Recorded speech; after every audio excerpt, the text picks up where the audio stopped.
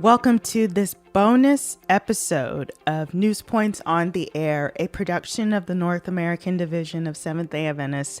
I'm your host, Milan Medley. This is the time of year where love is heavily emphasized. Whether it's in commercials, social media posts, or even sermons, it's everywhere. Love is beautiful, but sometimes it's manipulated to bring harm. This is what we're here to talk about today. We're echoing the mantra of NAD's End It Now by saying love shouldn't hurt. This episode continues the conversation we began in December about abuse within Adventism. The guest for this bonus episode is Rene Drumm, professor of social work at the University of Southern Mississippi.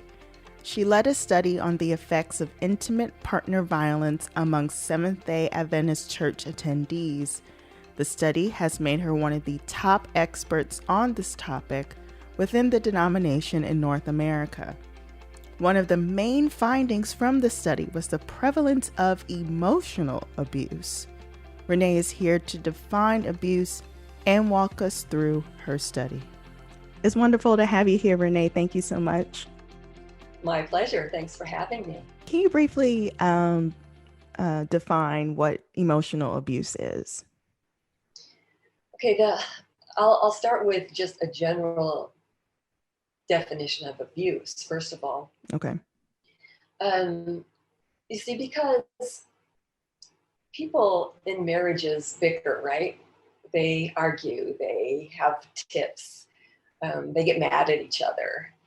And what research shows is some of those marriages are just as happy as those that don't fight, that don't have arguments or conflict. But the thing is, with abuse, the objective of behavior, of negative behavior towards someone else, the objective is to control. So when there is a negative action for the purpose of control, then we call it abuse. And so to put someone down, to call them names, to insult them, to call them stupid, for the purpose of being the big person in the relationship, the one that is smarter, the one that needs to be obeyed, that's abusive because it's an abuse of power. What prompted you to start this study? Okay. Well, it starts back to the beginning of my career in social work. I got my social work degree, my master's degree from Michigan State in '82, and then went off for an adventure in Gillette, Wyoming. And in Gillette, Wyoming, they had written a grant for a safe house. And part of the specifications for that grant was they needed a master's level social worker. And in that little teeny town, there were very few. In fact, I don't think they had any. So I was maybe the sole applicant for that position. Oh, wow. So I was hired as a safe house director. And so that started my career and learned a lot. It was a steep learning curve about domestic violence and sexual assault. And it was a very good educational experience for me. Yeah. So that's kind of the background going into it. And then when I was teaching at Andrews University, my research group, the Institute for Prevention of Addiction, received a grant from a family foundation, the Winifred Stevens Foundation, to do a study on domestic violence in the Adventist Church. And the leaders of the IPA didn't have the expertise to really engage in that process. So they came to me, and because they knew my background, and so asked if I would do the study, and so I did. And that's how it all launched. Had a similar study ever been done, specifically about the Adventist Church and like the effects of abuse within our denomination? Okay. I am not sure if a study had ever been done, but I am sure that no study was ever published. No results, no findings were ever published if they did a study. And so that's why I'm really a proponent of, if you're doing a study, do it to the level that you can get it published. And that way you leave a legacy, you leave some information for the next generation to build on. And so for us, we were starting from scratch in terms of the Adventist culture, the Adventist population. We fashioned our study after the big studies at that time. So we had a lot of scientific reasoning for the questions that we ask and how we ask them. But as far as Adventist populations, we hadn't seen anything that was published. Wow. So since you were starting from scratch, as you say, what were the mechanics behind conducting this study? How did you choose your sample group, and even just mention, the scientific methodology? So can you unpack that? Well, we started off with the literature review. So we looked for anything that had already been done, and that included instruments. So we started gathering instruments and developing our research questions. And at that time, we were fortunate that the head of the Institute for Church Ministries, Roger Dudley, was there at Andrews at that time. And he had been doing research in Adventist congregations. He helped us with the sampling strategy. And his suggestion was that we do a stratified random sample of churches, because the highest level of sampling that we can do is a probability sampling, and of course that's what we wanted, but it wasn't going to be possible with the information that was available to us, because you have to have a complete list of all churches and all church members, and that was not going to work. So best that we could do scientifically was a stratified random sample of churches. And so the funder wanted us to start in the North Pacific Union, where their foundation was headed. Okay. And so we, as part of our institutional review board process, we needed to have the unions okay. And about how long did actually executing the formal process, how long did it take from, getting the approval to actually conducting and, talking to the people you studied? Okay. Well, there are two different studies maybe that you're thinking of. The first study was a survey study. And so for that one, we needed to get the union's permission, because we were actually going to go into the churches and distribute surveys there in that sample of churches. And so for that study, it took at least a full year to develop the study to the point of submission to the review board, and then getting it approved, and then developing the sample and getting the sample. And then longer time to do the analysis and the writing and the publishing. So it was several years by the time the first article was published.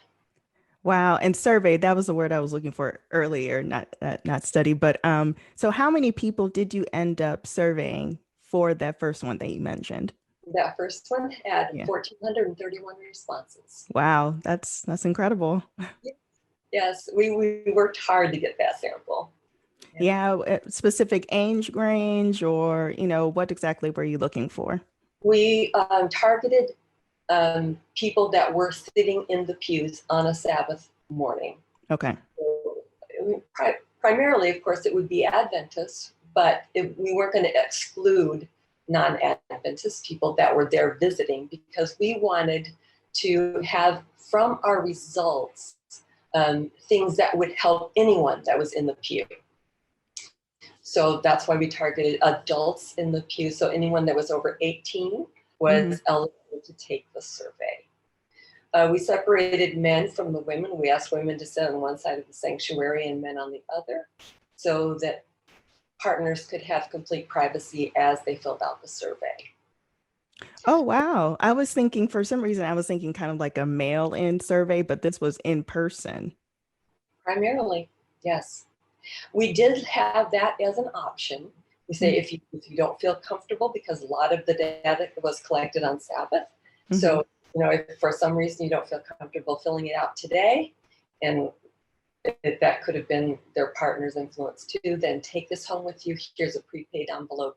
You can send it in. And we had less than 100 mail in, probably less than 50 even, if I'm remembering correctly.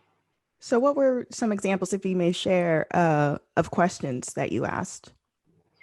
We asked about prevalence was the first thing.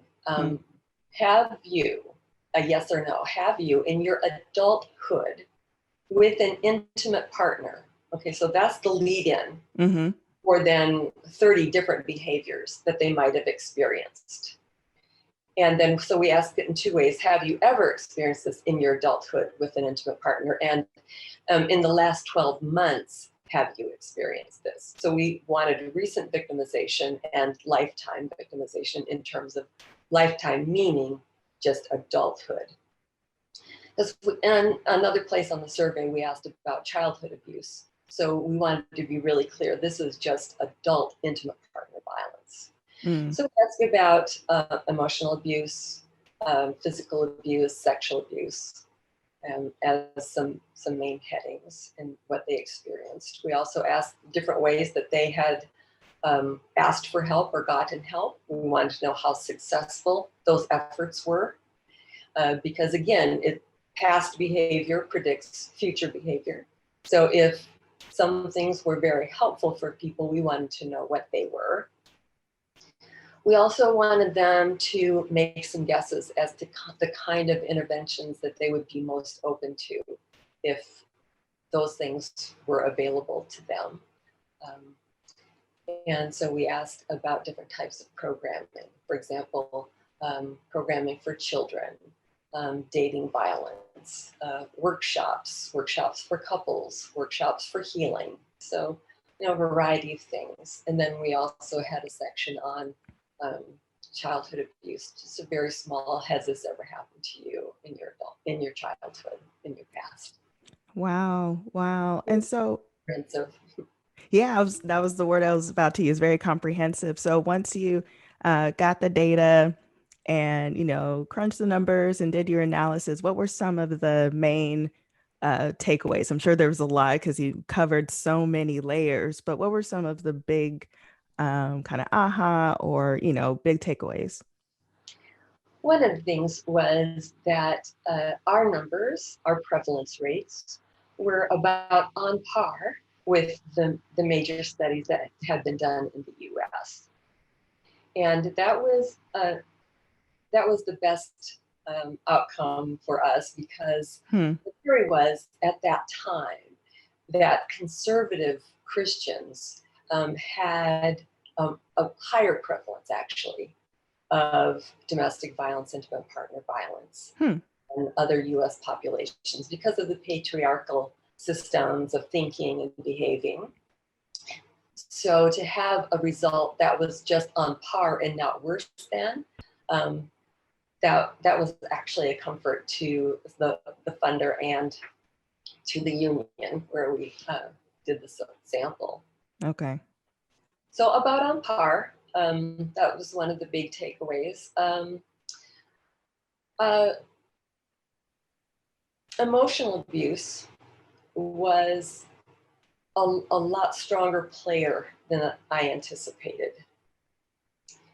We tend to think of physical abuse when we think of domestic violence, somebody getting hit. But the real damage, the foundation for that, is laid with emotional abuse. And so the prevalence of emotional abuse was very high, and it was both male and female victim survivors, pretty evenly spaced in emotional abuse issues. And what, maybe not just with the results, but with the overall process and primarily with your data collection, what surprised you throughout that whole process? I was surprised at how crucially important it was to have victim survivors as part of each part of the process. Hmm. I knew when it was time to get permission from the union that it was going to be a tough sell. I didn't realize how difficult it was going to be. The first obstacle was getting a meeting with the folks that needed to be at the table, that needed to vote on it. And if you're not already on the schedule a year in advance, then it's hard to get on the schedule, because their job is to be in meetings. And they go from meeting to meeting to meeting. Mm-hmm. And the only way that I was actually able to do that was I made email friends with the secretary who scheduled. And I said, hey, how's your dog doing? You know, I'm going on vacation this year. And it was a little process of that. Then finally I got a meeting. The second thing I knew, I needed to have women there around the table as well. And so I said, can we possibly have some women that the committee members respect, and to be part of this gathering, hearing what we want to do. And so kind of at the last minute, they invited folks that were already in the building. And, you know, I came prepared for this meeting. I didn't just show up. Right. I had my PowerPoint deck, 25 slides, 3 major points, you know, the whole thing. Went through it, and there was a lot of grumbling, and it was not going well. And then one woman said, I have something to say. And she said, this is important. I've been there. We need to do this study. And that was the end. Hmm. The vote was taken right after she spoke, and it passed. And that's how Wow. we were able to do the study.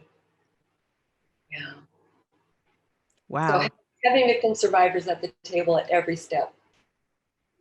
Yeah. I feel like you just took me to that room because I have goosebumps. That was powerful. Yeah, Um, it was a powerful moment.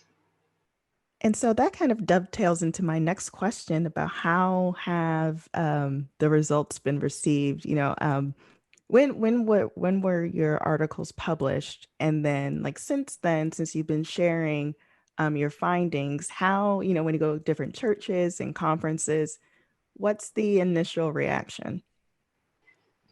The initial reaction is kind of kind benevolence, maybe a pat on the head. Hmm. The reaction actually of the union was a relief, because they were afraid that it was going to show that the rates were very high, and they knew that those findings would not be well received, but on par they could deal with. And at first there was a committee put together, because that's how Adventists deal with it.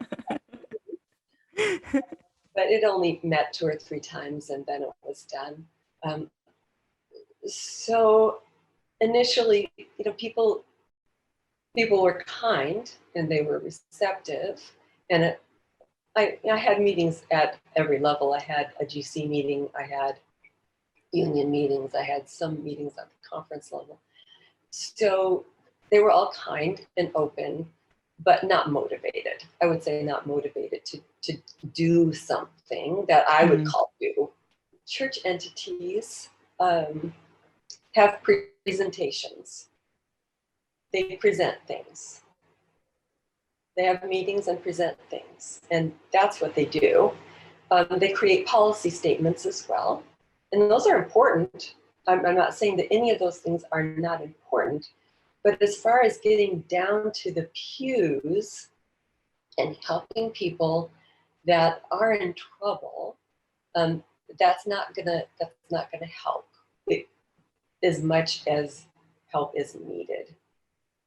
We need interventions. We need strategies. We need a movement of people who are educated about these issues, who can help people in local churches. We need our pastors to be educated, so they're able to make a difference there in local congregations. Any final thoughts you would like to share? Maybe not even on your study, but just about this topic in general.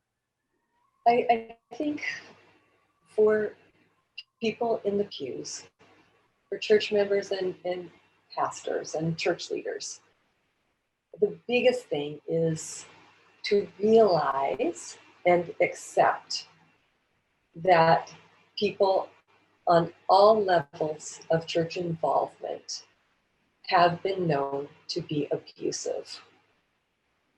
There are people who have been in marriages and have been abused by people in high official positions. And so it needs to be within your awareness, within your consciousness, that this can happen. It doesn't mean that it always happens. You don't have to be suspicious of everyone, but it needs to be there as a possibility. Otherwise, a high level of victim blame can happen. And you'll say, if someone shares with you, so-and-so's wife just said she was abused, and how can that be? Because her husband is so-and-so. Then it's really her fault because she's crazy.